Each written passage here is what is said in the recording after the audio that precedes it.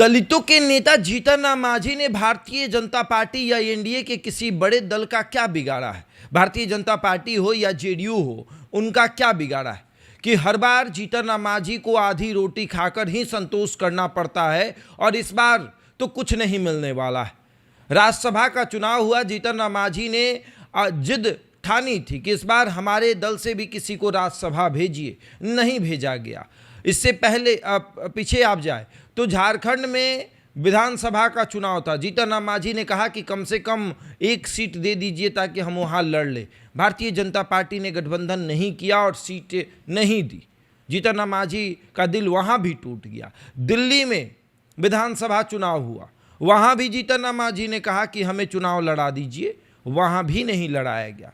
बिहार विधानसभा चुनाव हुए, जीतन राम मांझी की जो सीटें थी वो ज़्यादा उनके मन के मुताबिक थी कि कम से कम दर्जन भर सीटें उनके पास आए, 12-14 सीटें आए उनको दी जाए ताकि वो जीत कर कम से कम 10 विधायक अपने तैयार कर ले। वो भी बात नहीं माना गया। लोकसभा में 1 सीटें दी गई और अब जीतन राम मांझी सोच रहे थे कि विधायक के द्वारा जो एमएलसी का चुनाव होता है उसमें 9 सीटें खाली हुई हैं, 8 सीट एनडीए के पाले में आसानी से आ रही है, तो 1 सीट तो कम से कम आप हमें दे दीजिए। 8 तो आ रही है ना, आप हमें 1 दे दीजिए, समझौता कर लीजिए आप लोग।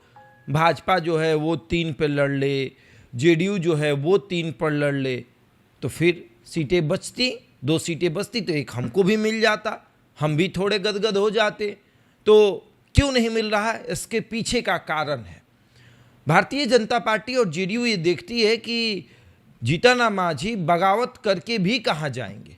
पहला रीजन ये है और दूसरा रीजन ये है कि उन लोगों को ये पता है कि इनको अगर सीटें देते हैं तो ये क्या करेंगे, अपने परिवार के सदस्यों के बीच में ही रखेंगे, या तो बेटा, या तो दामाद, या तो बहू, या तो समधन, या तो जीतन राम मांझी खुद। और इस बार अगर एमएलसी की सीट मिलती तो हो सकता था जीतन राम मांझी अपने दामाद को ही विधान परिषद भेज देते और जो दामाद की सीट खाली होती उस पर बेटी को बैठा देते, या फिर बेटी को ही एमएलसी बना देते। तो क्यों जीतन राम मांझी को एनडीए पूछेगा? और एनडीए से मांझी के कार्यकर्ता क्यों ही भिड़ने जाएंगे? जीतन राम मांझी की पार्टी में गिने चुने कुछ लोग हैं, वो भी इस बात का इंतजार करते हैं कि कब मांझी जी का आशीर्वाद हो तो विधानसभा चुनाव लड़ा दे, कब उनका आशीर्वाद हो तो एमएलसी बना दे। वो आशीर्वाद कभी मिलता ही नहीं है। अब लोकसभा की 1 सीट मिली तो जीतन राम मांझी को खुद लड़ना था, और वो सीट खाली हुई तो उन्होंने अपनी बहू को दे दिया।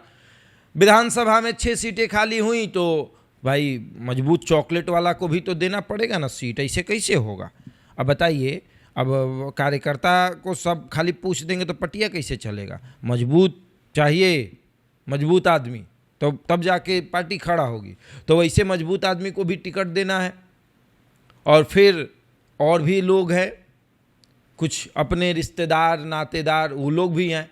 अब जीतन राम मांझी की बहू भी लड़ी, जीतन राम मांझी की समधन भी लड़ी, और जीतन राम मांझी के एक दूर के रिश्तेदार भी लड़े। 3 सीट तो ऐसे ही बुक है, और 1-2 सीट तो नहीं, मजबूत नहीं जाएगा तो फिर कहाँ से चलेगा, काम कैसे चलेगा? मजबूत आदमी चाहिए, उसके पास हो, पावर हो, धनबल हो, वो वैसे लोगों को टिकट दिया जाता है। कार्यकर्ता जाए जहाँ जाना है। तो वैसे में एनडीए ये देखता है, या भारतीय जनता पार्टी ये देखती कि इनको देने से क्या मिलता है। ये तो परिवार के सदस्य को ही घुमाते रहते हैं। एक दीजिएगा तो कहेंगे अरे वो हम मेरा बेटवा है उसको एमएलसी बना दीजिए, बेटा एमएलसी बन गया। फिर लोकसभा का चुनाव आया तो अरे मेरा मन है सांसद बनने का, तो लोकसभा खुद लड़ लिए। सीट खाली हुई तो अरे बहू, हम सोच रहे थे कि बहू को विधायक बना दे, तो बहू भी विधायक बन गई। उसके बाद एनडीए की सरकार बनी तो इनको आयोग दिया गया कि एक आयोग में अपने किसी कार्यकर्ता को बिठा लीजिए ताकि आपकी पार्टी मजबूत हो। तो उन्होंने कहा नहीं, दामाद से बड़ा कार्यकर्ता कौन हो सकता है? दामाद ने झंडा ढोया है पार्टी का, तो दामाद को बना दिया। उसके बाद विधानसभा चुनाव हुआ तो 6 सीटें दी गई कि चलिए कार्यकर्ता 2-4 को कार्यकर्ता को खपा दीजिए।